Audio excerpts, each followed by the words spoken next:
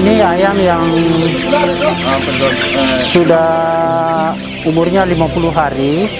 Ini sudah sedang dipanen ya, sedang dipanen.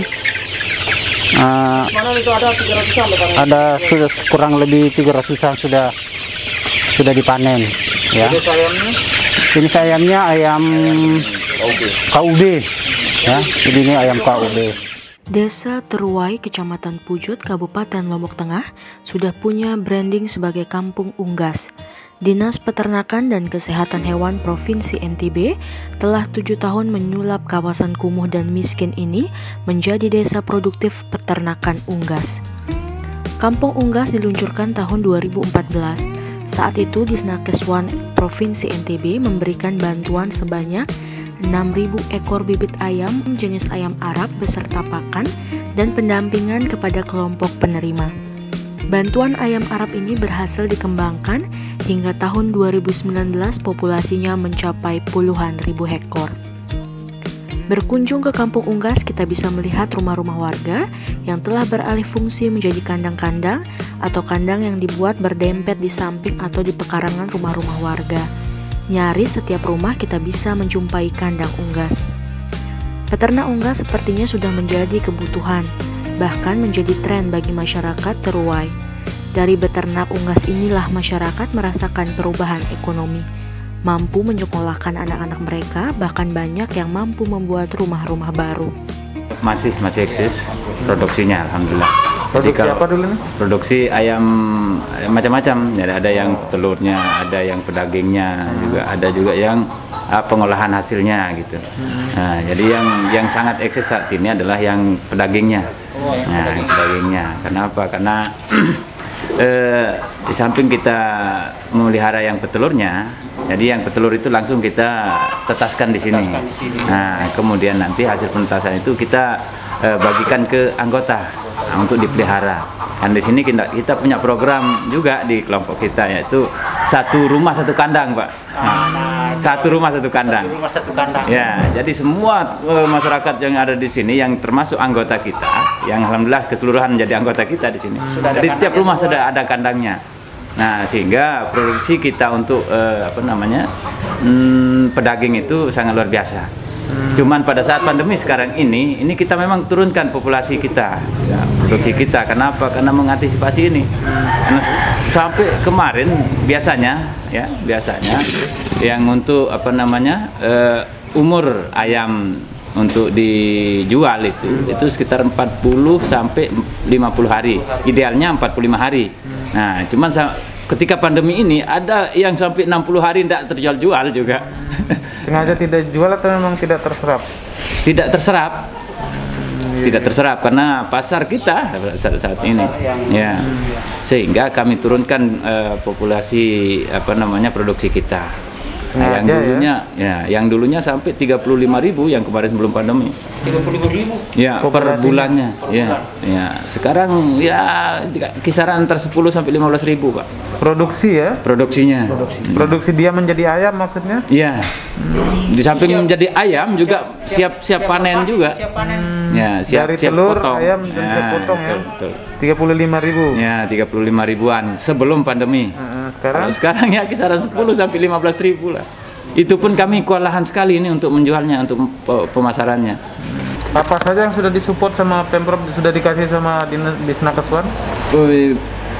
Pertama, pada awalnya dulu tahun 2013 kita dikasih DOC beserta pakan sampai siap bertelur untuk ayam Arab. Itu di dua kelompok ini sebanyak 6.000. Itu tahun 2013. Nah, kemudian itu kita kelola, kita bagikan kepada masing-masing anggota kita masing-masing 100 ekor untuk melihara sebagai ayam petelur untuk indukan. Nah, setelah hasilnya itu kita pedagingkan hasilnya. Juga kita pernah dikasih mesin tetas juga, tapi yang semi otomatis. Nah, itu ada 2 unit masing-masing untuk tui jati 1 unit, untuk memalat 1 unit. Kemudian kita dikasih juga rumah produksi pada waktu itu. Kenapa dianggap diharapkan kita harapkan supaya nanti hasil daging yang kita pelihara, ayam yang kita pelihara itu langsung kita bisa olah di sini dan bisa bertahan agak lebih lama ketimbang ayamnya begitu. Kalau ayam kita pertahankan lama kan, di samping dia mengkonsumsi terus makanan, kita akan merugi. Kalau itu insya Allah, kalaupun tidak ya untung ya paling tidak Papok. ya papok gitu. Itu yang sudah kita dikasih. Kemudian pembinaan pola pemeliharaan juga tetap. Kemudian apa namanya, kita juga pernah diajak studi banding gitu ke sumber ayam Arabnya di Sembawa. Mungkin Bapak ikut ya? Iya sama Bapak Kamit dulu. Samaan dulu. Kampung Unggas ini kan salah satunya dipersiapkan untuk kebutuhan MotoGP, kebutuhan Superbike besok. Betul. Sudah ada persiapannya? Memang ini salah satunya juga. Ini untuk apa namanya, ruang produksi untuk oleh-oleh nanti kan. Kalau misalnya ada tamu luar yang datang, dia mencicipi ayam taliwangnya misalnya, dia ini bisa sebagai oleh-olehnya untuk balik lagi gitu. Ada persiapan apa sih dari sekarang? Pertama kita persiapkan produksi ayam ini untuk di samping oleh-olehnya juga kan untuk konsumsi mereka di hotel-hotel ini. Yang tidak suka dengan ayam broiler, ya kita suguhkan yang seperti ini. Ini produksi kita itu tadi, kita mau tingkatkan produksi kita dari 35 bisa menjadi 50-an ribu nantinya. Kepala Bidang Budidaya Sarana dan Prasarana Dinas Peternakan dan Kesehatan Hewan Provinsi NTB, Insinyur Suryadi Ali Kantong MSI mengaku berbangga Kampung Unggas tetap eksis. Pemprov NTB akan tetap melakukan pendampingan. Kampung Unggas menurutnya sudah berkembang dari hulu ke hilir dan berjalan konsep industrialisasi. Tidak saja sebatas menjual ayam hidup, bahkan sudah berinovasi membuat ayam panggang kemasan yang bisa bertahan hingga 3 bulan. Untuk itu, Pemprov NTB juga siap memfasilitasi bantuan pengadaan rumah potong unggas, pendampingan untuk mendapatkan sertifikat halal yang saat ini tengah berproses, sehingga ayam panggangnya bisa memenuhi standar pasar, apalagi jelang MotoGP sehingga bisa diterima oleh pasar domestik dan internasional. Kami juga dari provinsi ya sangat bangga melihat perkembangan Kampung Unggas ini. Jadi sejak di launching itu tanggal 15 Desember 2014, ini perkembangannya sangat signifikan kita melihat ya.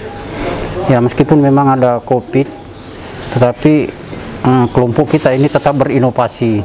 Nah inovasinya itu, jadi begitu pemasaran ayam hidup lesuh di pasar, dia akan merubah pola untuk membuat pemanggangan. Jadi dia panggang ayam dengan harapan harga bisa lebih tinggi, terus daya simpangnya bisa lebih lama.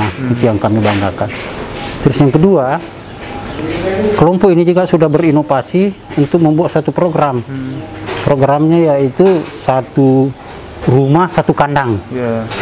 Nah ini juga sangat luar biasa. Walaupun itu sudah jalan ya? Itu sudah jalan ya. Jadi dia 1 rumah 1 kandang. Nah kandang ini yang diisi oleh 250 ekor sampai 500 ekor per kelompok. Nah ada juga inovasi yang dilakukan oleh teman-teman kita di sini, yang itu juga sangat kami membanggakan.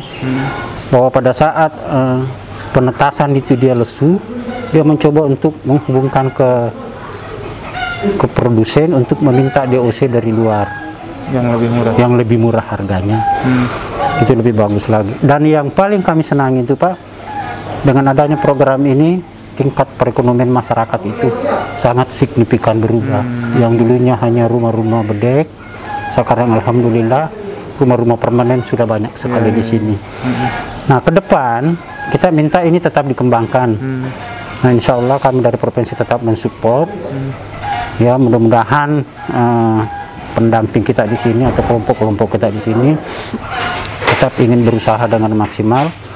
Ya mungkin ke depan itu harus ada kayak rumah potong unggas mini, ya yang harus kita fasilitasi dengan segala sarana prasarananya. So, kenapa? Pada saat nanti ayam hidup lesu, bisa dia jadikan untuk memproduksi ayam yang sudah dipotong. Saya kira itu ke depan yang harus kita fasilitasi. Yang kedua juga sedang diurus izin-izinnya.